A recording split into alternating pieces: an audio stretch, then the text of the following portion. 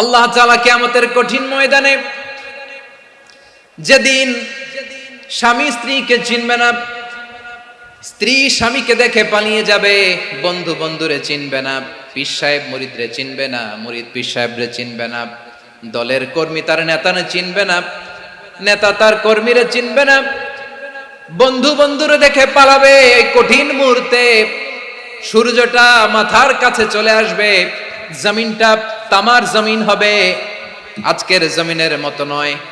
মানুষ ঘর্মাক্ত, ক্লান্ত, শ্রান্ত মাথার মগজগুলো কানের ছিদ্র আর নাকের ছিদ্র দিয়ে বেয়ে বেয়ে পড়বে। বিশ্বনবী ফরমান, ময়দানে 7 শ্রেণীর ব্যক্তিকে রব্বুল আলামিন তার আরশের নিচে ছায়া দিবেন। তার মধ্যে প্রথম শ্রেণীর ব্যক্তি হলো ইমামুন আদিল। ইমামুন আদিল, ন্যায়পরায়ণ শাসক, যে ইনসাফের সাথে বিচার করে, যে জাস্টিস সমাজে সার্ভ করে, যে সুশাসন নিশ্চিত করে, ওই ইমামুন আদিল। আদিল শব্দটা বুঝছেন না? ইন্নাল্লাহা ইয়া'মুরু বিল আদল, পাইছেন? আদিল। 7 শ্রেণীর ব্যক্তিকে আল্লাহ তাআলা সুশীতল আরশের নিচে ছায়া দিবেন, যেদিন তার দেয়া ছায়া ছাড়া কোনো ছায়া থাকবে না। এর প্রথম হচ্ছে ইমামুন আদিল, ন্যায়পরায়ণ শাসক। চিল্লায় বলেন সুবহানাল্লাহ। আবার বিশ্বনবী বললেন, ইন্নাল মুকসিতিনা ইনদাল্লাহি আলা মানাবিরা মিন নূর আন ইয়ামিনির রহমান। কিয়ামতের দিন যারা ন্যায়পরায়ণ হিসেবে আল্লাহর সামনে দাঁড়াবে, কিয়ামতের দিন রব্বুল আলামিন তার আরশের ডান দিকে ওই ন্যায়পরায়ণ লোকদের জন্য আরশের ডান দিকে একটা নূরের মিম্বারে তাদেরকে বসার সুযোগ করে দিবে। আল্লাহর আরশের ডান দিকে ন্যায়পরায়ণ লোকদের জন্য আল্লাহ তাআলা নূরের মিম্বার বানাবে। 4টেখানে কথা মনে করেছেন? আল আদাল, জাস্টিস। ইন্নাল্লাহা ইয়া'মুরু বিল আদল। আল্লাহ তাআলা এই আদালতের নির্দেশনা দেয়, সুবিচার, সুশাসন। প্রিয় ভাইয়েরা, এটা আমরা বাংলাদেশে চাই কি চাই না? এই যে অরাজকতা, এই যে অন্যায়, এই যে জুলুম, এই যে ইনকনসিস্টেন্সি, সমাজের অসঙ্গতির প্রধান কারণ জাস্টিস নাই, সুবিচার নাই, সুশাসন নাই। শেষবারের মতো আওয়াজ করে বলেন তো, আমরা বাংলাদেশে আদল চাই কি চাই না? তাহলে প্রথম নির্দেশনা শেষ। আল্লাহ তাআলা তোমাদেরকে আদলের আদেশ দেন। এরপরে আল্লাহ বললেন, আমি তোমাদেরকে ইহসানের আদেশ দেই। ইন্নাল্লাহা ইয়া'মুরু বিল আদলি ওয়াল ইহসান। আমি তোমাদেরকে যেমনি আদলের নির্দেশনা দেই, তেমনি ভাবে তোমাদেরকে ইহসানের নির্দেশনা দেই। ইহসান, আওয়াজ করে সবাই বলেন তো ইহসান। সবাই বলেননি, সবাই বললে এতটুকু আওয়াজ হবে আমি বিশ্বাস করি না। আওয়াজ করে বলুন আল ইহসান। ইহসান মানে কারো প্রতি সফট হার্টেড হওয়া, মহানুভব হওয়া, অনুগ্রহ পরায়ণ হওয়া, অনুগ্রহশীল হওয়া, একে অপরের প্রতি দয়াদ্র হওয়া। একে অপরের প্রতি দয়াদ্র, অনুগ্রহশীল হওয়া ছাড়া মানবিক সমাজ কশিনকালেও গঠন করা সম্ভব না। প্রিয় ভাইয়েরা, সুন্দর আচরণ দিয়ে, ইহসান দিয়ে যা জয় করা যায়, নরম আচরণ দিয়ে যেটা অর্জন করা যায়, কঠোরতা দিয়ে সেটা পারা যায় না। বিষ্ণু ঈসা ইসলাম ইহসান দিয়ে, কোমল আচরণ দিয়ে, তার অনুগ্রহ দিয়ে তিনি অনেক কাফিরের হৃদয়কে জয় করে ফেলেছেন। সাইয়েদনা সুমামা ইবনে উসাল রাদিয়াল্লাহু তাআলা আনহুর কথা মনে পড়ে যায়। তিনি ছিলেন ইয়ামামার বাদশা। মদিনাতে বিশ্বনবীকে হত্যা করার নিয়তে এসেছিলেন। গোপনে গোপনে বিশ্বনবীকে হত্যা করে আবার ইয়ামামাতে তিনি ফিরে যাবেন। কিন্তু কি অবাক করা কাণ্ড, হত্যা করতে পারে নাই, সাহাবাদের হাতে তিনি ধরা পড়ে গেলেন। সাইয়েদনা সুমামা ইবনে উসাল রাদিয়াল্লাহু তাআলা আনহু হত্যার নিয়তে আসলেন, কিন্তু হত্যা করতে পারলেন না। সাহাবারা ওনাকে ধরে ফেললেন, ধরে মসজিদে নববীর পিলারের মধ্যে বেঁধে রাখলেন। সুমামা ইবনে উসাল, সিরাত থেকে শুনে, সিরাত থেকে শোনাচ্ছি, রাদিয়াল্লাহু তাআলা আনহু ইয়ামামার অধিপতি ছিলেন। ইয়ামামা বিশ্বনবীকে হত্যার জন্য আসছেন, ধরা পড়ে গেছেন, এখন মসজিদে নববীতে বেঁধে রাখছে, তার মানে বন্দী। এখন স্ট্যাটাস কি? বন্দী, ক্যাপটিভ। তো বিষ্ণু ঈসা ইসলাম সাহাবাদেরকে বললেন, তার খোঁজ খবর নিও, সুমামা ইবনে উসালের খোঁজ খবর নিও। সাহাবারা বলেন, ইয়া রাসূলুল্লাহ, আপনাকে হত্যা করতে এসেছে, তার তো কঠিন ক্যাপিটাল পানিশমেন্ট হওয়া দরকার, কঠিন শাস্তি হওয়া দরকার। বিশ্বনবী বললেন, না, আমি যেটা জানি তোমরা সেটা জানো না। তোমরা সুমামার সাথে ভালো আচরণ করো, বিশ্বনবী সুমামার কাছে গেলেন। প্রথম দিন যে তিনি কালেমার দাওয়াত দিলেন, ইমানের দাওয়াত দিলেন, ইসলামের দাওয়াত দিলেন, রিসালাতের দাওয়াত দিলেন, আখিরাতের দাওয়াত দিলেন। পরের দিন যে বিশ্বনবী সালাতের দাওয়াত দিলেন, যাকাতের দাওয়াত দিলেন, ইসলাম কি, কিভাবে, কেমন করে পালন করতে হয় চমৎকার আর্টিকুলেট করতে শুরু করলেন। তন্ময় হয়ে সুমামা ইবনে উসাল রাদিয়াল্লাহু তাআলা আনহু বিশ্বনবীর কথাগুলো শুনতে আরম্ভ করলো। একদিন নয়, 2 দিন নয়, টানা 3 দিন বিশ্বনবী সুমামার কাছে ইসলামকে প্রেজেন্ট করেছেন, উপস্থাপন করেছেন। আওয়াজ করে বলেন, কয় দিন? 3 দিন। 3 দিন মসজিদে নববীতে বাধা। আর সাহাবীদেরকে বললেন, তার খোঁজ খবর নিও, তোমরা যে রুটি বানাও এর মধ্যে সবচেয়ে ভালো আটার রুটিটা তারে দিও, সবচেয়ে রিফাইন্ড খেজুর, যেটা পিওর খেজুর, এটা তারে দিও। আর বিশ্বনবী নিজের উট থেকে দুধ দহন করে ওনার বাড়ির এক কর্মচারীকে বলেছেন, দুধ দহন করে সুমামার জন্য নিয়ে যেও। সুবহানাল্লাহ পড়বেন না? সবাই তো অবাক, ইয়ামামা থেকে আসছে নবীকে হত্যা করতে, বিশ্বনবী দেখে তারে জামাই আদর করে, তাকে মজার মজার খাবার দিও, দুধ দিও, আদর আপ্যায়ন করো। একদিন নয়, 2 দিন নয়, টানা 3 দিন বিশ্বনবী এভাবে সুমামার কাছে যেয়ে ইসলামকে প্রেজেন্ট করতে আরম্ভ করলেন, ইসলামকে উপস্থাপন করতে শুরু করলেন। আর তাকে চমৎকার এন্টারটেইনমেন্ট, আপ্যায়ন দিতে আরম্ভ করলেন। টানা 3 দিন যখন ইসলামের দ্য বিউটিজ অফ ইসলাম, ইসলামের সুমহান বাণী, সৌন্দর্য তার কাছে উপস্থাপন শেষ, তাকে আপ্যায়ন শেষ, বিশ্বনবী বললেন সাহাবাদেরকে, যাও এবার সুমামার হাতের পায়ের রশি দুটো খুলে দাও। সাহাবারা বললেন, ইয়া রাসূলুল্লাহ, কি বলেন আপনি? ও তো হত্যাকারী, সুযোগ পায় নাই, আপনারে মারতে পারে নাই, ছেড়ে দিলে আবার ও আপনার উপর তলোয়ার নিয়ে ঝাঁপিয়ে পড়বে। নবী, এই সিদ্ধান্ত আপনি নিতে যাবেন না। বিশ্বনবী বললেন, যেটা বলেছি সেটা করো, সুমামার রশিগুলো ছেড়ে দাও, সুমামার হাতে পায়ের রশিগুলো যে তোমরা খুলে দাও।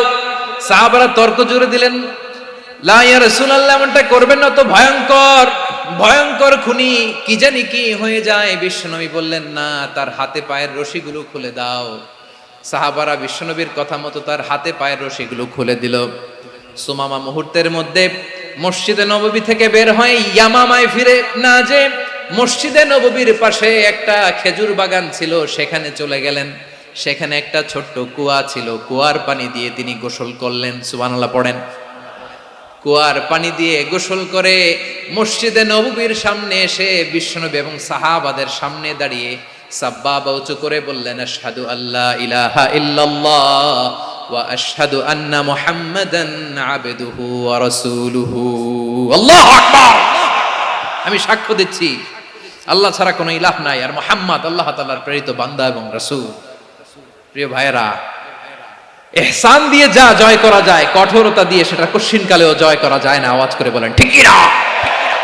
এবার সুমামা দাঁড়িয়ে বলে, ওগো নবী, আমি তো কালিমা পড়ে মুসলমান হয়ে গেলাম, এবার শোনেন, এই মুহূর্তের আগে আপনার চেহারার চাইতে নিকৃষ্ট কোনো চেহারা আমার কাছে ছিল না, কিন্তু শাহাদা পাঠ করার পরে আপনার চেহারার চাইতে উত্তম শ্রেষ্ঠ কোনো চেহারা আমার কাছে আর নাই।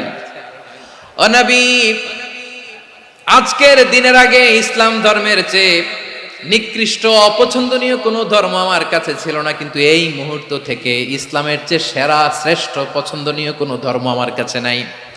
নবী গো, আজকের দিনের আগে মদিনার চাইতে অপছন্দনীয় নিকৃষ্ট কোনো শহর আমার কাছে ছিল না, কিন্তু এই মুহূর্তের পর থেকে মদিনার চাইতে কোনো শ্রেষ্ঠ শহর আমার জানা নাই।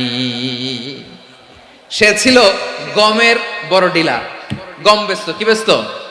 তার গম কিনে মক্কার লোকেরা রুটি খাইতো। সে ঘোষণা দিল, আজকে থেকে মক্কাবাসীদের জন্য সব গম আমি হারাম করে দিলাম, মক্কাবাসী এখন না খেয়ে মরে।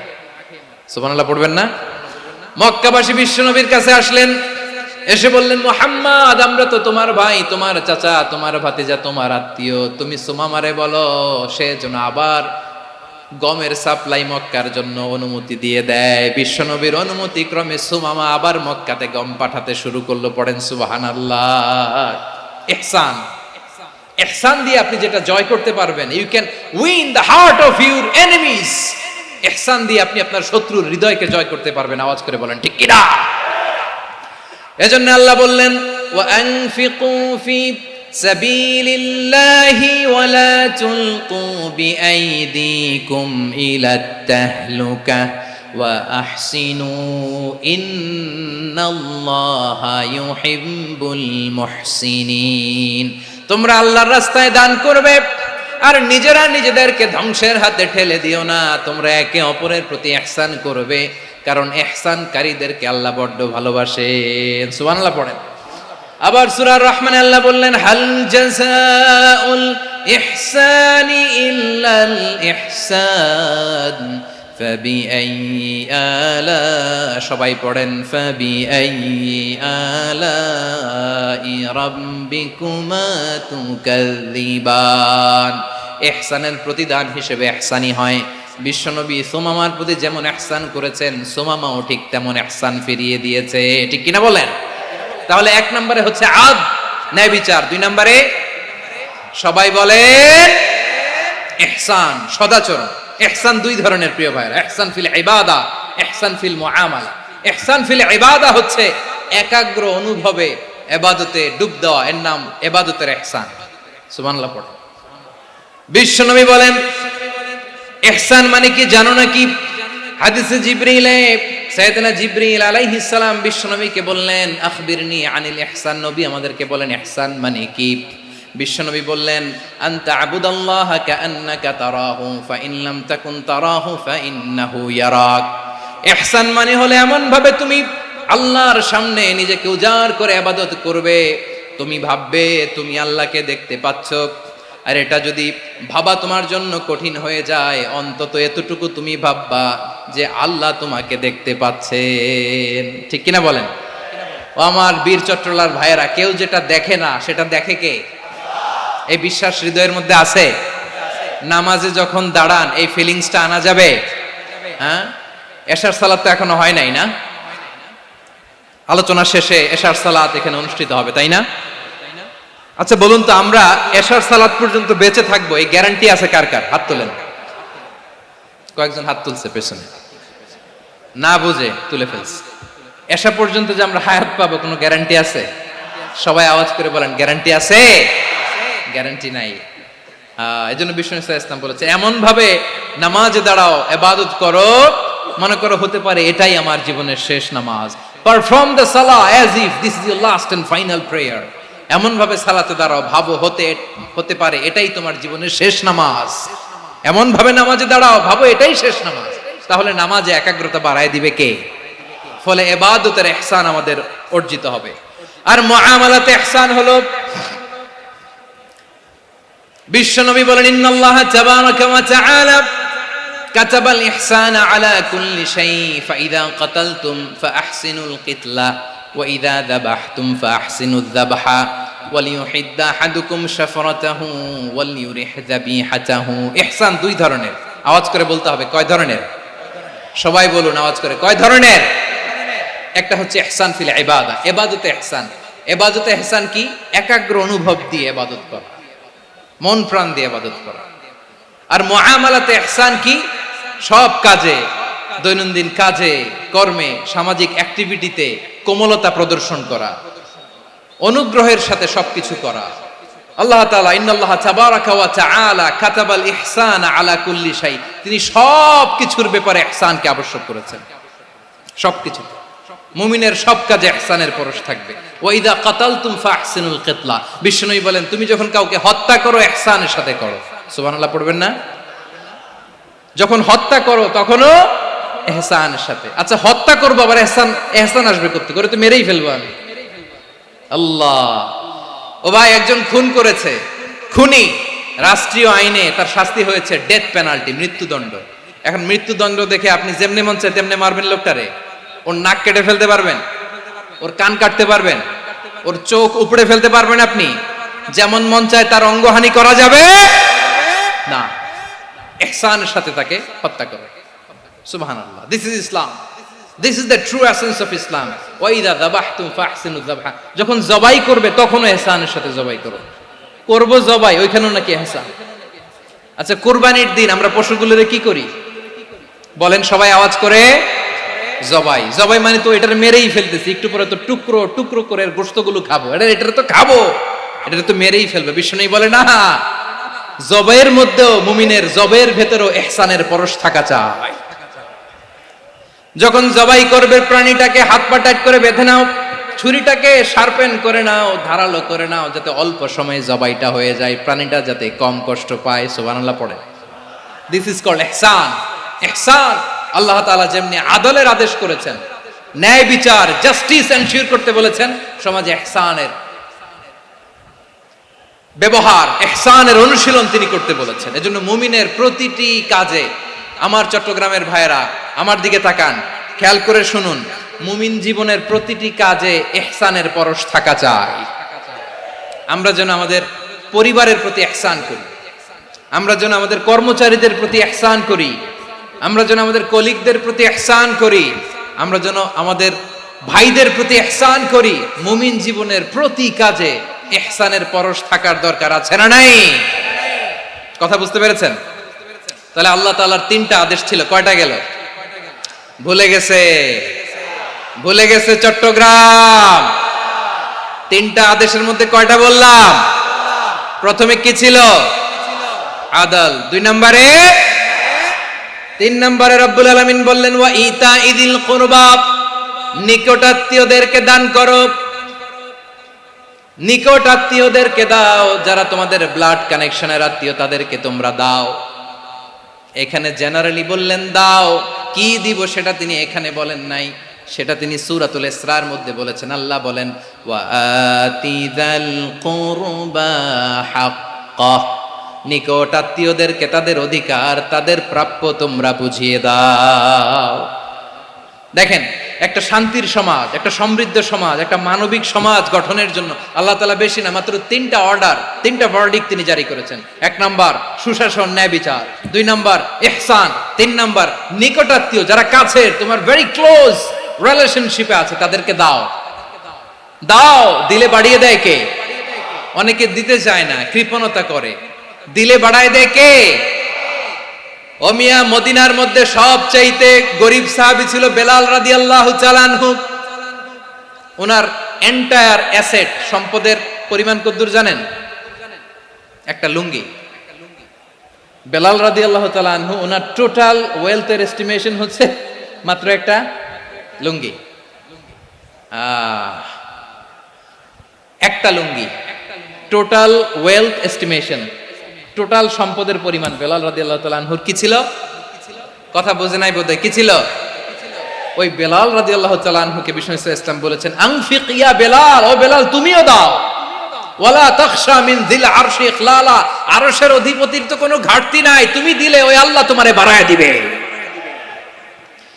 এজন্য আমার প্রিয় ভাইয়েরা, দিলে কমে না, দিলে বাড়ে। অনেকে ধরে রাখে, নতুন কিছু নিতে পারে না, হাত দিয়ে যেটা ধরে রেখেছেন এটা দিয়ে দেন, বড় একটা ধরার সুযোগ পাবেন। জোরে বলেন ঠিক কিনা? ধরেন 5 কেজি ওজনের একটা ধরে রাখছেন, এখন 10, এটা না ছাড়লে 10 কেজি ধরতে পারবেন আপনি? আচ্ছা, 10 কেজির জিনিস একটা আছে হাতে, ওইটা যদি ছেড়ে দেন তাহলেই না 15 কেজি ধরতে পারবেন। কথা বলেন ঠিক কিনা? তাহলে দিলে বাড়িয়ে দেয় কে? রব্বুল আলামিন বললেন 3 নাম্বার আদেশ হলো তোমাদের প্রতি সমাজটারে কেমন করে মানবিক সমাজ, সুন্দর সমাজ গড়বা। 3 নাম্বার আদেশ হলো ওয়া আতিদাল কুরবা হাক্কা, নিকটাত্মীয়দেরকে তাদের প্রাপ্য বুঝিয়ে দাও। এই নিকটাত্মীয়দেরকে তাদের অধিকার বুঝিয়ে দেওয়া, প্রাপ্য বুঝিয়ে দেওয়াতে আমাদের গাফলতি আছে না নাই? চট্টগ্রামে নাই? মাশাআল্লাহ আছে, আছে। অনেকে দেখবেন অনেক আল্লাহওয়ালা তাহাজ্জুদ গুজার, সেজদা দিতে দিতে কপালে কালো দাগ ফেলে দিছে, সে তার বোনের হকটা আদায় করে নাই। আছে না নাই? হ্যাঁ, এখানেও আছে। সর্বনাশ। অনেক বড় হাজী সাহেব, বিশাল লম্বা দাড়ি, ছেলেরে সব দিয়ে দিছে, মেয়েরে কিছু দেয় নাই, মেয়ের হক আদায় করে নাই। আছে না নাই? এই হাজী সাহেবেরা, এই আল্লাহওয়ালারা কিয়ামতের ময়দানে আটকে যাবে। আপনি অন্যের অধিকার নষ্ট করেছেন, তাদের রাইটস কে ভায়োলেট করেছেন। এজন্য আল্লাহ তাআলা বলেন, কারো অধিকার যদি কেউ নষ্ট করে, ওই সমাজটা মানবিক সমাজ কঠিনকালেও হতে পারে না। এজন্য 3 নম্বর আল্লাহ বললেন ওয়া ইতাইদিল কুরবা, নিকটাত্মীয়দেরকে দাও। কি দিবা? তাদের অধিকার দিয়ে দাও, বোনের অধিকার বুঝিয়ে দাও, মেয়ের অধিকার বুঝিয়ে দাও, ফুফুর অধিকার বুঝিয়ে দাও। দেখবেন অনেক মায়েরা ছেলের পাতে মুরগির রান দেয়, মেয়ের পাতে দেয় মুরগির ঠ্যাং। এরকম আছে না নাই? ছেলেরা কি দেয় মুরগির, মেয়ের পাতে কি দেয়? তো মেয়ের কি মুরগির রান খেতে মনে চায় না? মনে চায় না? এমনটা করা যাবে না। নিকটাত্মীয়দেরকে অধিকার দিয়ে দাও, নিকটাত্মীয়ের সাথে সুসম্পর্ক রাখো। আদেশটা কার? এজন্য প্রিয় ভাইয়েরা, জীবনে যদি বারাকা অর্জন করতে চান, নিকটাত্মীয়দের সাথে সুসম্পর্ক রাখতে হবে, তাদের জন্য উপহার পাঠাতে হবে। বিশ্বনবী বলেন, লা ইয়াদখুলুল জান্নাতা কাতে, যে ব্যক্তি আত্মীয়তার সম্পর্ককে ছিন্ন করে দেয়, সে কশিন কালেও আল্লাহর জান্নাতে ঢুকবে না। আপনি কি এটারে সহজ হাদিস মনে করছেন? এটা সহজ কথা? আপনি ভাবছেন আপনার নামাজ আপনার বাঁচাতে পারবে, আপনার রোজা বাঁচাতে পারবে, আপনার তাহাজ্জুদ আপনারে বাঁচাতে পারবে? অধিকার নষ্ট করলে কিছুই আপনারে বাঁচাতে পারবে না। এজন্য নিকট আত্মীয়দেরকে দিতে হবে বেশি বেশি। বিশ্বনবী বলেন, ইন্না সাদাকাতা আলাল মিসকিনি সাদাকা ওয়া আলা যির রাহিমি ইসনাতান সাদাকাতুন ওয়া সিলা।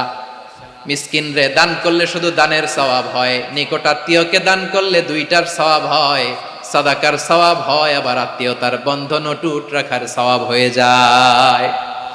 আবার বিশ্বনবী বললেন, মান সাররাহু আইয়ুবসাতা লাহু ফি রিজকিহি ওয়া ইউনসা লাহু ফি আসারিহি ফালইয়াসিল রাহিমা। যে ব্যক্তি তার রিজিকের প্রশস্ততা চায় আর হায়াতে বরকত চায়, সে যেন তার আত্মীয়ের সাথে সুসম্পর্ক রাখে। আমার প্রিয় চট্টলার ভাইয়েরা, আমাদের রিজিক বাড়ুক, এটা আমরা চাই কি চাই না? সবাই চান? হ্যাঁ, আমাদের রিজিকে প্রশস্ততা আসুক, চাই কি চাই না? আমাদের হায়াতে বরকত আসুক, আমরা চাই কি চাই না? এই দুইটা যদি চান, তাহলে নিকট আত্মীয়দের সাথে সুসম্পর্ক রাখবেন, পারবেন? তাহলে সমাজটারে মানবিক সমাজ বানায় দিবে কে? তিনটা আদেশ চলে গেল। কয়টা? আওয়াজ করে বলেন। এক নম্বরে কি ছিল? দুই নম্বরে, তিন নম্বরে নিকট আত্মীয়দেরকে দান। আপনাদেরকে আরো শোনার আগ্রহ আছে? আপনাদের মনোযোগ আছে না গেছে? কষ্ট হচ্ছে না? মাশাআল্লাহ, মাশাআল্লাহ। তাকবীর পড়ুন, লিল্লাহি তাকবীর।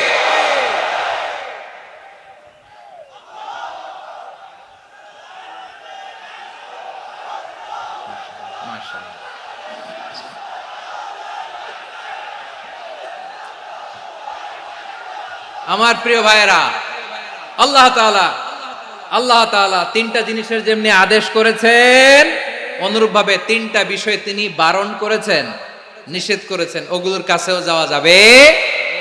শুনবেন। রাব্বুল আলামিন বলেন, ওয়ায়ানহা আনিল ফাহশাই ওয়াল মুনকারি ওয়াল বাগি। আমি যেমনি তিনটি বিষয়ে আদেশ করলাম, অনুরূপভাবে তিনটি বিষয়ে বারণ করলাম, নিষেধ করলাম। আমার এক নাম্বার নিষেধাজ্ঞা হলো অশ্লীলতার প্রতি। ফাহশা, ওয়ায়ানহা আনিল ফাহশা। আল্লাহ তাআলা অশ্লীলতাকে নিষেধ করেছেন। কোন জিনিসকে? সবাই বলুন, কোন জিনিসকে? যত ধরনের, যত টাইপের, যত ক্যাটাগরির অশ্লীলতা হতে পারে, সব অশ্লীলতাকে হারাম করেছেন কে? ফাহশা মানে কি? কথায়, কাজে, আচরণে, কমেন্ট, ফেসবুকের কমেন্টসে যত ধরনের নোংরামো আছে, যত ধরনের অশ্লীলতা আছে, এটাকে আরবিতে বলে ফাহশা। এটাকে কি বলে? রাব্বুল আলামিন বলেন, কুল ইন্নামা হারামা রাব্বিয়াল ফাওয়াহিশা মা যাহারা মিনহা ওয়া মা বাতান। ও নবী, আপনি বলে দেন, আমার রব প্রকাশ্য, অপ্রকাশ্য, স্পষ্ট কিংবা অস্পষ্ট, দৃশ্যমান কিংবা অদৃশ্যমান সব অশ্লীলতাকে হারাম করেছেন। সব ধরনের অশ্লীলতা হারাম, সব ধরনের। আল্লাহ তাআলা আমাদেরকে অশ্লীলতা থেকে বাঁচান, অশ্লীলতা থেকে তিনি আমাদেরকে হেফাজত করুক। পড়েন আমিন। এবার বলেন, আমাদের সমাজে অশ্লীলতা আছে না নাই? চট্টগ্রামে নাই? আমি কই নাই, ওনারা বলে আছে। দেখছেন, আমি সামহাও বাঁচায় দেওয়ার ট্রাই করতেছি, ওনারা বলে আছে। অশ্লীলতা নানা ভাবে, নানা নামে, নানা মোড়কে আমাদের সমাজে আছে না নাই? সংস্কৃতির নামে, ফ্যাশনের নামে, বিনোদনের নামে, উপন্যাসের নামে, কনসার্টের নামে অশ্লীলতা আছে না নাই? আপনি দেখেছেন কনসার্টগুলোর অবস্থা? এই যে আতিফ আসলাম যে আসছে আমাদের দেশে, তারপর কে কে আসছে, আমাদের তরুণ তরুণীরা, আমাদের যুবক যুবতীরা, আমাদের জেনজিরা, কি অবস্থা ওইখানে? হ্যাঁ, কি অবস্থা? কে বাঁচাবে ওদের? কে রক্ষা করবে ওদের ইমানের, ওদের চরিত্রের হেফাজতের গ্যারান্টি কে দিবে? কনসার্টের নামে অশ্লীলতা আছে না নাই? ছেলে মেয়ে একে অপরকে জড়ায় ধরতেছে, একে অপরকে চুমো খাচ্ছে প্রকাশ্যে, দিবালোকে, গণমানুষের সামনে। আল্লাহ তাআলা এই অশ্লীলতা থেকে আমাদেরকে বেঁচে থাকতে বলেছেন, বেঁচে থাকতে বলেছেন। রূপালী জগতের নামে অশ্লীলতা আছে না নাই? এই টার্মটা আপনারা জানেন না? রূপালী জগৎ কি জগৎ? আসলে কি রূপালী জগৎ না অন্ধকার জগৎ? আমার বোনেরা, আপনাদেরকে যে কি বলে তারা বুঝায়, রূপালী জগৎ শুনেই আপনি ভরকে যাবেন না। রূপালী জগতে যে নারী যত বেশি উলঙ্গ, সে নাকি তত বেশি সাহসী। জানেন? বলে এটা একটা সাহসী নারী, খুব সাহসী পদক্ষেপ তার। যত বেশি শরীর থেকে কাপড় নামাতে পারবে, যত বেশি বস্ত্রহীন হয়ে নিজেকে প্রেজেন্ট করতে পারবে, সে নাকি তত বেশি সাহসী।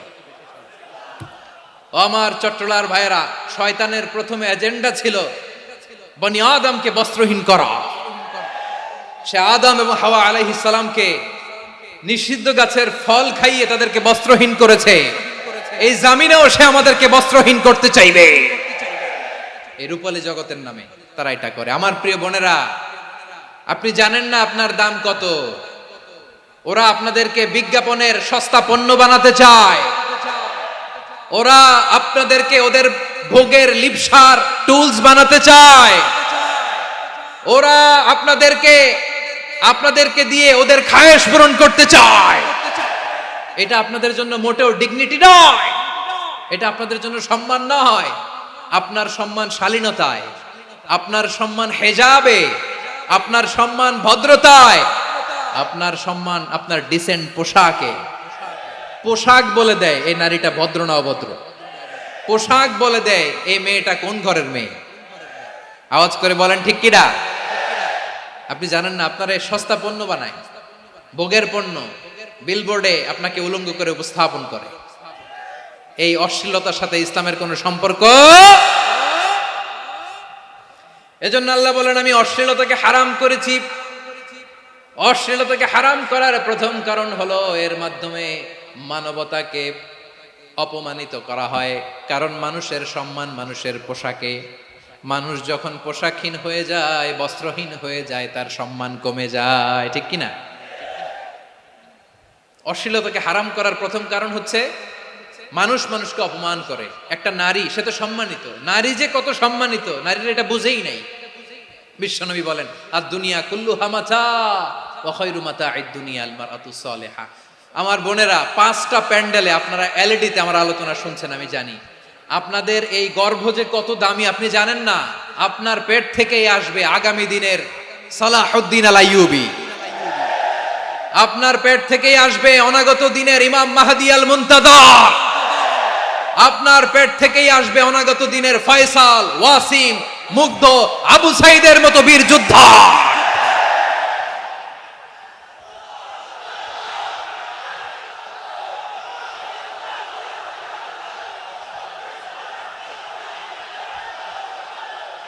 আমার প্রিয় বোনেরা, আমার প্রিয় বোনেরা, বিশ্বনবীর কথার ওজন খেয়াল করেন। আর দুনিয়া কুল্লুহা মাতা ওয়া খায়রু মাতা'আদ দুনিয়াল মারআতুস সালিহা।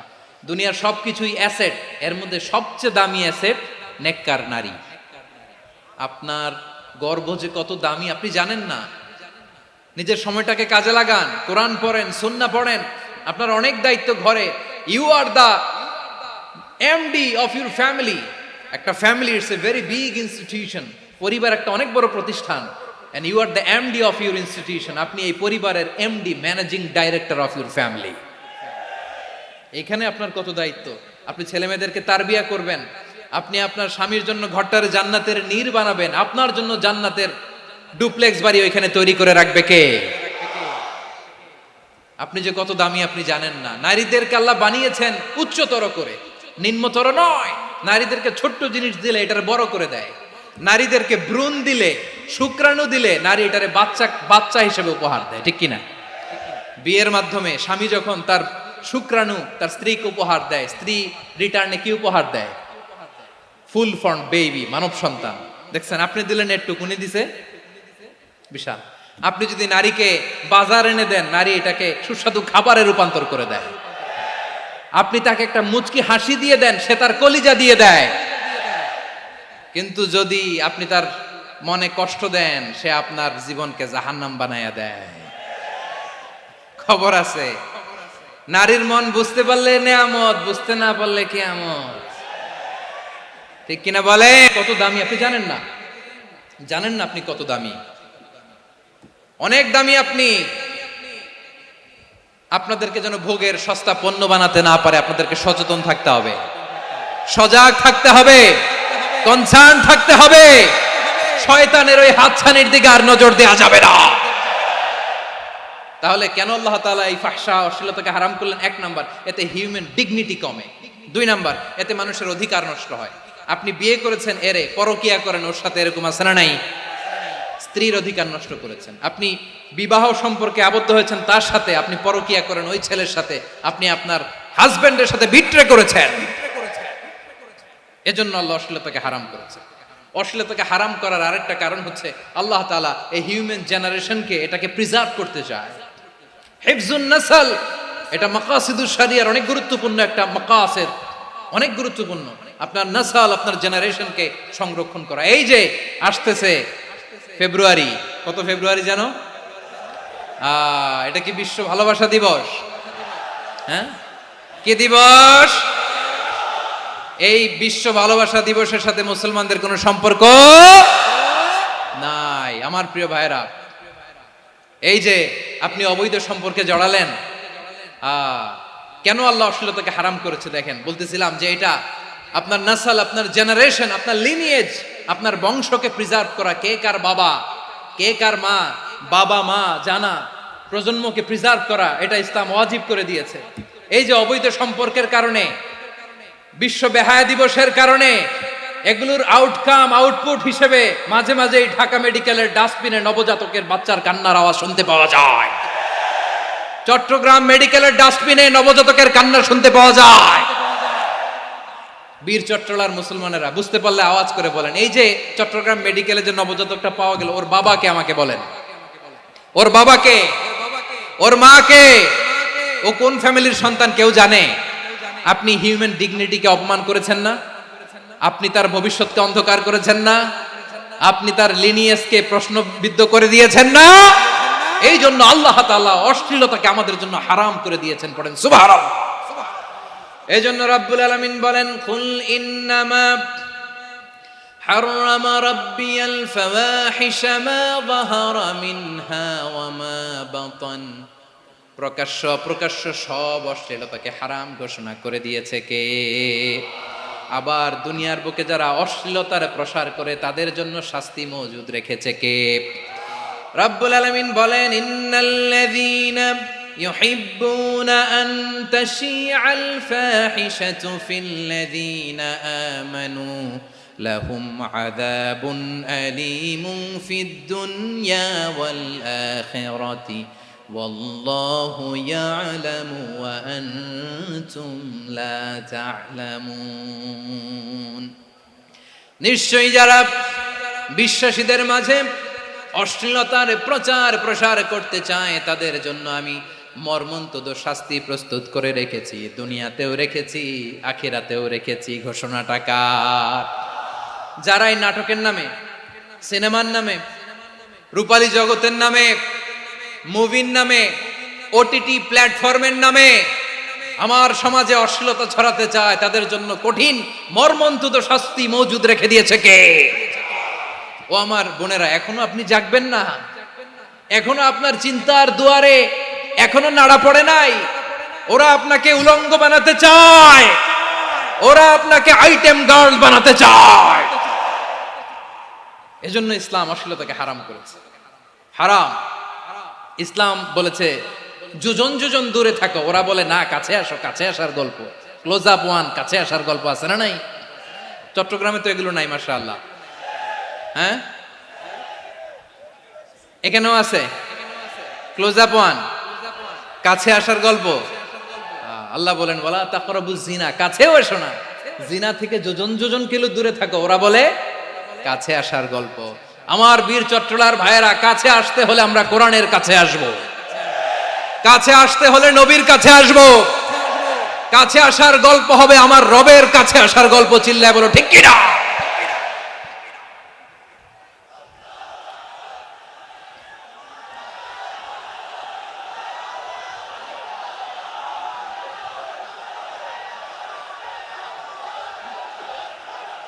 বসুন বসুন আমার ভাইয়েরা। তাহলে অশ্লীলতার সাথে আমাদের কোনো সম্পর্ক? সবাই বলতে পারেননি, আওয়াজ করে বলুন, অশ্লীলতার সাথে আমাদের কোনো সম্পর্ক? আমরা এই সমস্ত ক্লোজ আপ ওয়ান, কাছে আসার গল্পের প্রোগ্রামে যাব? আমরা কোন ধরনের অশ্লীল কন্টেন্ট সোশ্যাল মিডিয়ায়, টিভিতে দেখব? কি যুগ যে আমরা কাটাচ্ছি আপনি কল্পনা করতে পারবেন না। পর্ন ইন্ডাস্ট্রি, নারী পুরুষের বস্ত্রহীন যুগল দৃশ্য, এটাকে দিয়ে ওরা কোটি ডলারের ইন্ডাস্ট্রি বানিয়েছে। পুরো মানব ইতিহাসে এরকম জঘন্য সময় মানব ইতিহাস পার করে নাই। পর্ন এটা ইন্ডাস্ট্রি হয়ে গেছে। আমাদের এই যুবকগুলো, জেনজিগুলো, ওদের চরিত্র বাঁচাবে কি করে? কেমন করে হেফাজত করবে ওদের এই মূল্যবান চরিত্র? আমার প্রিয় ভাইরা, এই অশ্লীলতার দ্য লেটেস্ট ভার্সন হচ্ছে LGBTQ, শরীফ থেকে শরীফা। শুনছেন আপনারা? দেখতে পুরুষ, আসলেই পুরুষ, সুস্থ একজন পুরুষ, 4 সন্তানের বাবা, বলে আমি মনে মনে নারী। দেখতে নারী, সুস্থ নারী, আসলেই সে দিব্যি একজন নারী, বলে আমি মনে মনে পুরুষ। সবচেয়ে ভয়ঙ্কর অশ্লীলতার সবচাইতে লেটেস্ট ভার্সন হচ্ছে এই ট্রান্সজেন্ডারিজম।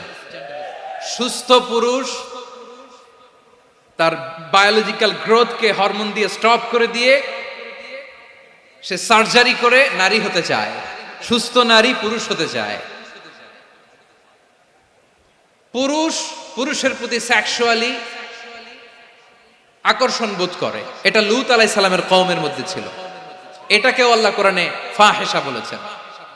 ওয়ালুতান ইয ক্বালা লিকাওমিহি আতাতুনাল ফাহিশাতা মা সাবাকাকুম বিহা মিন আহাদিম মিনাল আলামিন।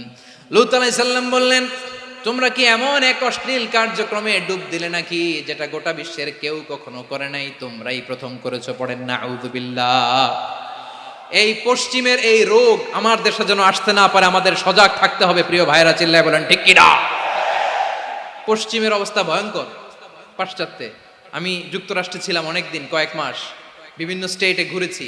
গার্ডিয়ানরা উদ্বিগ্ন, ছেলে মেয়েদেরকে, ছোট্ট ছেলে মেয়ে, ওদেরকে জিজ্ঞেস করে, তুমি how do you feel right now inside yourself? তুমি ভিতরে ভিতরে কেমন ফিল করো? তোমার কি ছেলে ছেলে লাগে না মেয়ে মেয়ে লাগে? আচ্ছা বলেন, এই ছোট্ট বাচ্চাটাও কি এগুলো জেন্ডার অ্যাসাইনমেন্ট বলতে এগুলো কিছু বুঝে? এইভাবে মিসগাইড করা হচ্ছে। কৌতূহল বশত ছোট্ট ছেলে যদি বলে আমার তো মেয়ে মেয়ে লাগে, তখন বলে যে না তুমি মেয়ে, ছেলে না। মা বাবা বাধা দিলে ওকে আলাদা গভর্নমেন্ট হাউসে নিয়ে যাবে। ভয়ঙ্করতম অবস্থা। আমরা একটা সময়ে শুনতাম যে হুজুর আমার ছেলেটা খুব ভালো, হাফেজে কোরআন, আল্লাহওয়ালা। হুজুর আমার ছেলে দাড়ি রাখছে, আল্লাহওয়ালা। হুজুর আমার ছেলে 5 ওয়াক্ত সালাত জামাতের সাথে পড়ে, তার মানে আল্লাহওয়ালা। পশ্চিমে যে আমি কি শুনছি জানেন? ওরা বলে হুজুর আমার ছেলেটা ইউনিভার্সিটির একটা মেয়ের সাথে প্রেম করে, ও খুব আল্লাহওয়ালা, হুজুর দোয়া করবেন। এর কারণ ওদের কাছে আল্লাহওয়ালার ক্রাইটেরিয়া হচ্ছে হুজুর আমার ছেলেটা আরেক ছেলের পছন্দ করে নাই, আমার মেয়েটা আরেক মেয়েকে ভালোবাসে নাই, এজন্য আমার ছেলেটা আল্লাহওয়ালা, হুজুর ওর জন্য একটু দোয়া করে দিয়েন। কি চ্যালেঞ্জ ওরা ফেস করতেছে।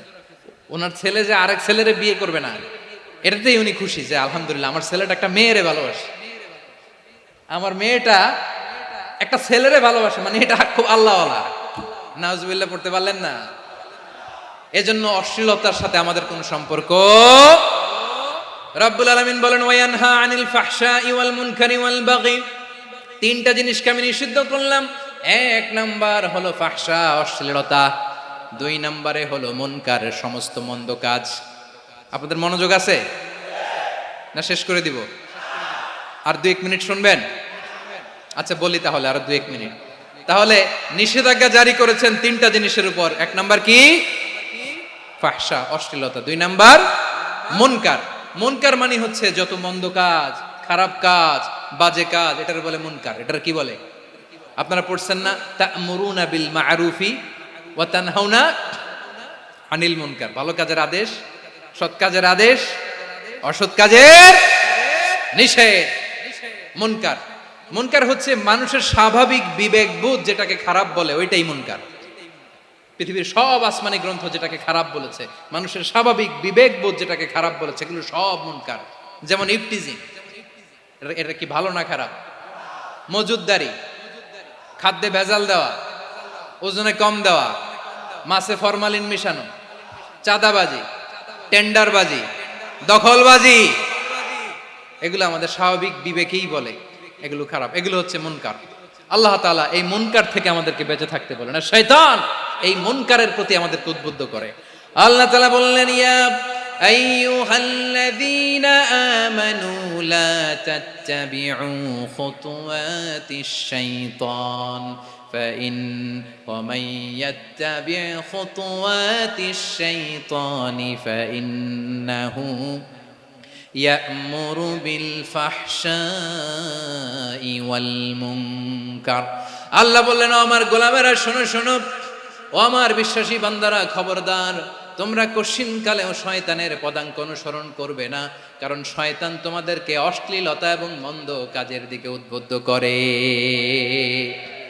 আমাদের কাজ হচ্ছে শয়তান আমাদেরকে যেদিকে নিতে চায় আমরা তার উল্টা দিকে যাব, ঠিক কিনা বলে? শয়তান এই মন্দ কাজকে আমাদের কাছে বিউটিফাই করে, চাকচিক্যময় করে আমাদের সামনে উপস্থাপন করে। এজন্য আল্লাহ বলেন মুনকারকে থামাতে হবে, মুনকার প্রতিরোধ করতে হবে। মুনকার প্রতিরোধের দায়িত্ব শুধু আমাদের নাকি? শুধু আপনার খতিব সাহেবের, ইমাম সাহেবের, নাকি মুসলিম উম্মার সবার? আওয়াজ করে বলুন, মুনকার, অসৎ কাজ প্রতিরোধের দায়িত্ব কার? রাব্বুল আলামিন বলেন, কুনতুম খায়রা উম্মাতিন উখরিজাত লিন-নাসি তা'মুরুনা বিল মা'রুফি ওয়া তানহাউনা আনিল মুনকার। তোমাদেরকে শ্রেষ্ঠ জাতি করে জমিনের মধ্যে আবির্ভূত করা হয়েছে, যাতে করে তোমরা জমিনের ভেতরে সৎ কাজের আদেশ করতে পারো আর অসৎ কাজের নিষেধ করতে পারো। উম্মাহ কুনতুম খায়রা, তাহলে গোটা উম্মার দায়িত্ব, এটা বুঝতে পারছেন তো? আচ্ছা, আরো নিচে আসেন। এরপরে আল্লাহ বললেন, শুধু উম্মাহ না, এই জমিনের রাজত্ব আমি যাদের হাতে দেই, এই জমিনের মালিক আমি যাদেরকে বানিয়ে দেই, যাদেরকে আমি সরকারের দায়িত্ব দেই, তাদেরকেও মুনকার প্রতিরোধের দায়িত্ব দিয়েছে কে? আল্লাহ বলেন, যারা ক্ষমতার মসনদে বসেছে তাদেরকে 4 দফা কর্মসূচি আমি আল্লাহ দিলাম। আওয়াজ করে বলেন, কয় দফা? আল্লাহ বলেন, আল্লাযীনা ইম্মাক্কান্নাহুম ফিল আরদি আকামুস সালাতা ওয়া আতাউয যাকাতা ওয়া আমারু বিল মা'রুফি ওয়া নাহাউ আনিল মুনকার ওয়ালিল্লাহি আকিবাতুল উমুর। যারা এই জমিনের উত্তরাধিকার হয়েছে তারা 4 দফা কর্মসূচি নিয়ে সামনে আগাবা। সালাত কায়েম করবা, যাকাত আদায় করবা, সৎ কাজের আদেশ দিবা, অসৎ কাজ থেকে মুনকার প্রতিরোধ করবা। আদেশটা কার? আমার প্রিয় চট্টলার ভাইরা, পুরো উম্মার দায়িত্ব মুনকার প্রতিরোধ করা, সরকার প্রধানের দায়িত্ব মুনকার প্রতিরোধ করা। এরপর আল্লাহ বলেন, প্রতিটা ফ্যামিলির যিনি প্রধান, সিইও, বাবা, প্রত্যেক বাবারও দায়িত্ব এই মুনকার প্রতিরোধ করা। আওয়াজ করে বলেন ঠিক কিনা? যেমনটি সাইয়েদনা লুকমান আলাইহিস সালাম ওনার কলিজার টুকরা সন্তানকে আদেশ করেছেন, ইয়া বুনাইয়া আকিমিস সালাতা ওয়া'মুর বিল মা'রুফি ওয়ানহা আনিল মুনকার। পড়েন সুবহানাল্লাহ। বাবা ছেলেকে সবক দিচ্ছে। কে সবক দিচ্ছে? কাকে? লুকমান আলাইহিস সালাম ছেলেকে বলতেছে, ওরে আমার কলিজার টুকরা সন্তান, ওরে আমার বাছা, নামাজ কায়েম করবা, সৎ কাজের আদেশ দিবা, আর মুনকার প্রতিরোধ করবা, অসৎ কাজ, সমাজ থেকে খারাপ কাজকে ঝেঁটে বিদায় করে দিবা। তাহলে দেখেন আমি স্টেপ বাই স্টেপ নামলাম। পুরা উম্মার দায়িত্ব, জমিনের উত্তরাধিকারী আল্লাহ যাদেরকে বানিয়েছেন সরকার, তাদের দায়িত্ব, প্রতিটি ফ্যামিলির প্রধানের দায়িত্ব। এরপরে বিশ্বনবী বলেন সচেতন প্রতিটি মুসলিমের দায়িত্ব সমাজ থেকে মুনকারকে উৎখাত করা। বিশ্বনবী বলেছেন মান রাআ মিনকুম মুনকারান ফালিয়ুগাইয়িরহু বিয়াদিহি ফাইন লাম ইয়াস্তাতি ফাবিলিসানিহি ওয়া ইন লাম ইয়াস্তাতি ফাবিকলবিহি ওয়া যালিকা আযআফুল ঈমান। সমাজে যে মুনকার দেখবে, খারাপ কাজ দেখবে, সে যেন হাত দিয়ে সেটাকে থামায়। কি দিয়ে? আপনাদের তো হাত নাই না? হাত আছে, হাত আছে। ওরা যেই হাত দিয়ে অন্যায় করে ওইটা প্রতিরোধের জন্য আমাদেরও হাত আছে না নাই? থামাতে হবে, থামাতে হবে।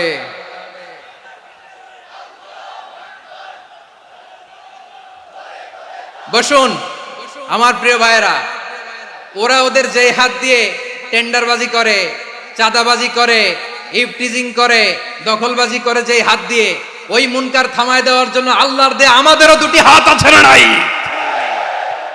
আমাদেরও হাত আছে, থামাইতে হবে, থামাইতে হবে, হিম্মত করতে হবে। আমার প্রিয় ভাইয়েরা, না থামালে আমরাই ডুববো শেষমেশ। আমাদের বাঁচার জন্য হলেও থামাইতে হবে। রব্বুল আলামিন বলেন ওয়াত্তাকু ফিতনাতাল লা তুসিবান্নাল্লাযীনা যালামু মিনকুম খাসসা। ও আমার গোলামেরা, ওই আযাবকে ভয় করো যে আযাব যখন আমি জমিনের বুকে পাঠাই শুধু জালেমদেরকেই মারি না, আলেমদেরকেও মারি। আযাব যখন আসে তখন শুধু জালিমই মরে না, আলেমও মরে। জানেন মুসা আলাইহিস সালামের পায়ে একবার একটা লাল পোকা কামড় দিয়েছে, লাল পিঁপড়া। লাল পিঁপড়া কামড় দিলে খুব আরাম লাগে না? কি লাগে? হ্যাঁ, জ্বলে না?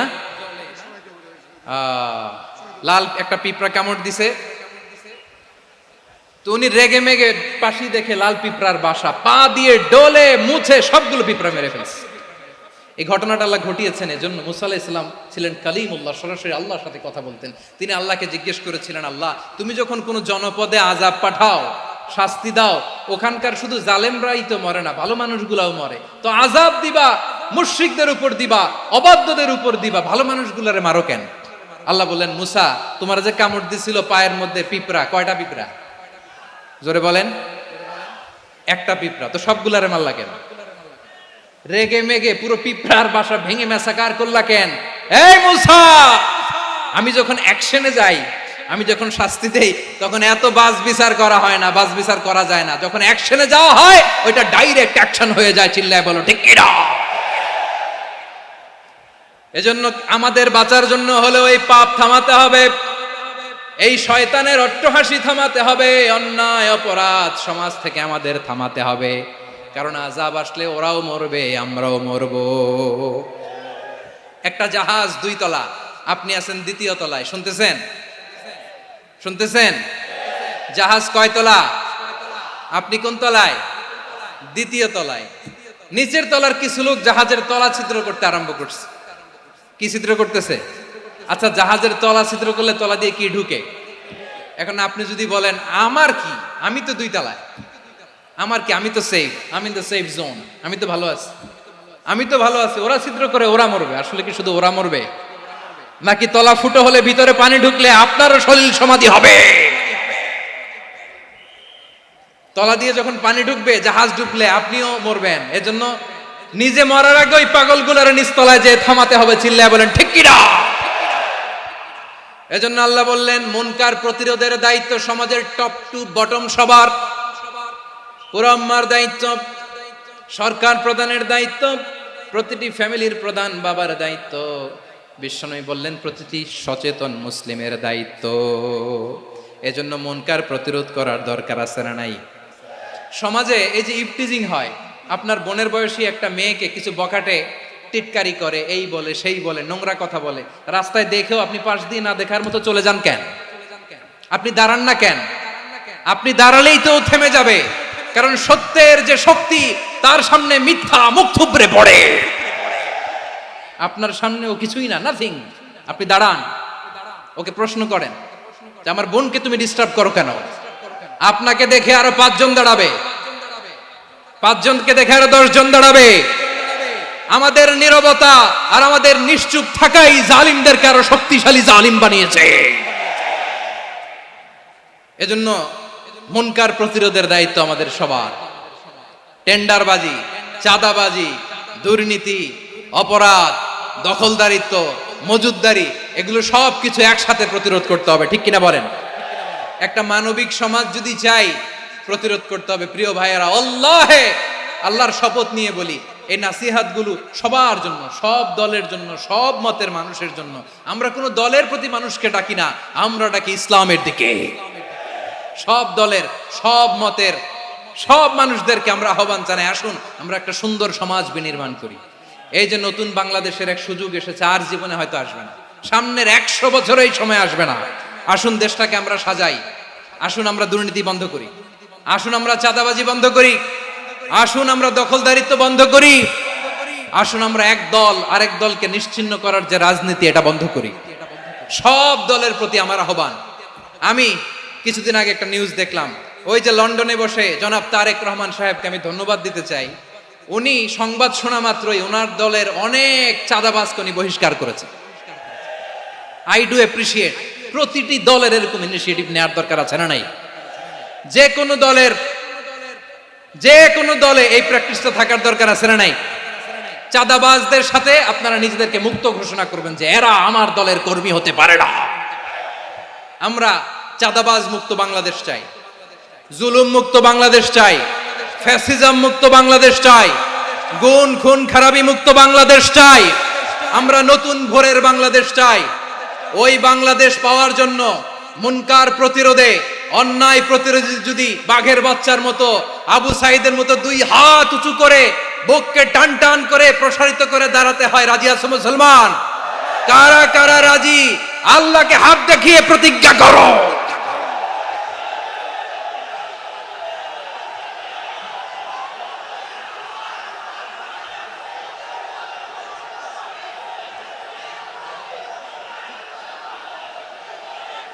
আমার প্রিয় ভাইয়েরা, বসুন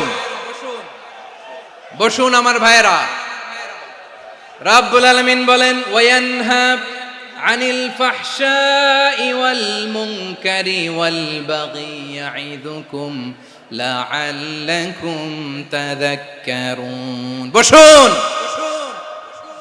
আল্লাহ বললেন, আমি অশ্লীলতাকে নিষেধ করি, আমি সব ধরনের মন্দ কাজকে নিষিদ্ধ করি, সব শেষে আমি সীমা লঙ্ঘনকে তোমাদের জন্য নিষিদ্ধ করি।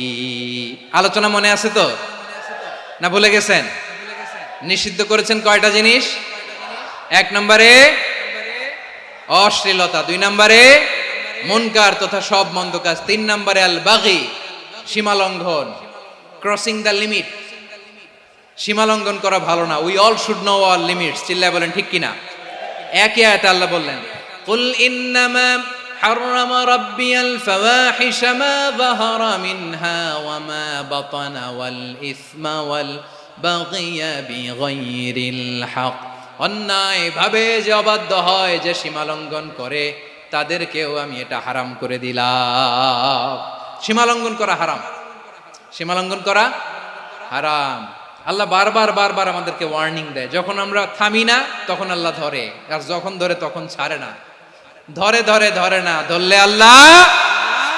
ফেরাউনকে কিন্তু হুট করে ধরে নাই, আপনারা জানেন 9 বার ওয়ার্নিং দিয়েছে। ফেরাউনকে আল্লাহ তাআলা ওয়ার্নিং দিয়েছিল কয়বার? বীর চট্টলার বীর সেনানীরা আওয়াজ করে বলেন, ফেরাউনকে ধরার আগে ওয়ার্নিং দেওয়া হয়েছিল কয়টা? রাব্বুল আলামিন বলেন, ওয়ালাকাদ আতাইনা মূসা 9 আয়াতিন বাইয়িনাত। 9টা মুআজিজা দেখিয়েছি। 1 2 3 বারবার এইভাবে রিমাইন্ডার, ওইভাবে রিমাইন্ডার, এইভাবে নসিহাত, ওইভাবে দাওয়া। ফাকুলা লাহু কাওলান লাইয়িনা, নরম করে বলো, সফট করে বলো, যত ওয়ে হতে পারে দাওয়া মেথডোলজি। মূসা আলাইহিস সালামের সব অ্যাপ্লাই শেষ। 10ম বারে যে আল্লাহ ধরছে, 10ম বারে যে ধরেছে। এজন্য আল্লাহ বলেন, আমি সীমালঙ্ঘনকে পছন্দ করি না। কোরআনের অন্য আয়াতে বাগীকে বলা হয়েছে আল ইতিদা। সীমালঙ্ঘন যারা করে তাদেরকে আল্লাহ বলেছেন মুতাদিন।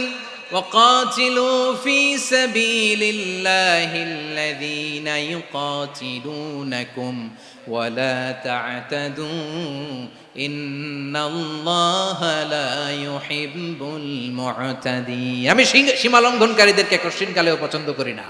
আমরা যেন সীমা লঙ্ঘন না করি, রাজি আছেন তো? যে কোনো ক্ষেত্রে ইবাদতে যেন সীমা লঙ্ঘন না করি। অনেকে আমরা ইবাদতে সীমা লঙ্ঘন করে ফেলি। বিশ্বনবী সাল্লাল্লাহু আলাইহি ওয়াসাল্লাম যেটা শিখিয়েছেন এর বাইরে যে অতিরিক্ত বুজুর্গ হতে চায় এরকম আছে না নাই? করা যাবে না, কোনো ক্ষেত্রেই সীমা লঙ্ঘন করা যাবে, এমনকি যুদ্ধ ক্ষেত্রেও না। বিশ্বনবী সাল্লাল্লাহু আলাইহি ওয়াসাল্লাম বলেন খবরদার যুদ্ধ ক্ষেত্রেও সীমা লঙ্ঘন করো না। কি সুন্দর ইসলাম আমরা পেয়েছি। বিশ্বনবী বলেন খবরদার যুদ্ধের ময়দানে কোনো নারীর গায়ে হাত তোলো না, কোনো শিশুর গায়ে হাত তোলো না, কোনো গবাদি পশু হত্যা করো না, কোনো শস্য ক্ষেত্র ধ্বংস করো না, ইবাদতরত অন্য ধর্মের কোনো সন্ন্যাসীর গায়ে হাত তোলো না। বলেন সুবহানাল্লাহ। তাহলে আমরা সীমা লঙ্ঘন করতে পারবো? প্রিয় ভাইরা, একটা সুখী সমৃদ্ধ শান্তির সমাজ, মানবিক সমাজ যদি আমরা গঠন করতে চাই, আমাদের আল্লাহর দেয়া কয়টা আদেশ মানতে হবে বলেন দেখি? সবাই বলেন কয়টা? আর বেঁচে থাকতে হবে কয়টা জিনিস থেকে? আওয়াজ করে বলেন কয়টা? আচ্ছা, আদেশ নাম্বার 1 কি ছিল বলেন? আল্লাহর আদেশ কি? 1 নাম্বার আদাল, ন্যায়পরায়ণতা। আমরা সুবিচার, সুশাসন, ন্যায় বিচার চাই কি চাই না? 2 নম্বরে কি ছিল? মাশাআল্লাহ, আওয়াজ করে বলেন 2 নম্বরে কি ছিল? ইহসান। আমরা যেন সবার প্রতি দয়া পরবশ হই, ইহসান করি। 3 নম্বরে কি ছিল? নিকটাত্মীয়দের দান করা, তাদের অধিকার প্রাপ্য বুঝিয়ে দেওয়া। পাশাপাশি 3টা জিনিস থেকে আল্লাহ বারণ করেছেন, নিষেধ করেছেন। তার প্রথমটা ফাহশা, অশ্লীলতা। অশ্লীলতার সাথে আমাদের কোনো সম্পর্ক। আজকের এই ঐতিহাসিক চট্টগ্রামের প্যারেড ময়দান থেকে আমরা যত ধরনের মা যাহারা মিনহা মা বাতান, প্রকাশ্য অপ্রকাশ্য, দৃশ্যমান অদৃশ্যমান, সব অশ্লীলতা থেকে নিজেদেরকে মুক্ত ঘোষণা করলাম। অশ্লীলতাকে আমরা না বলে দিলাম। আওয়াজ করে সবাই বলুন নো।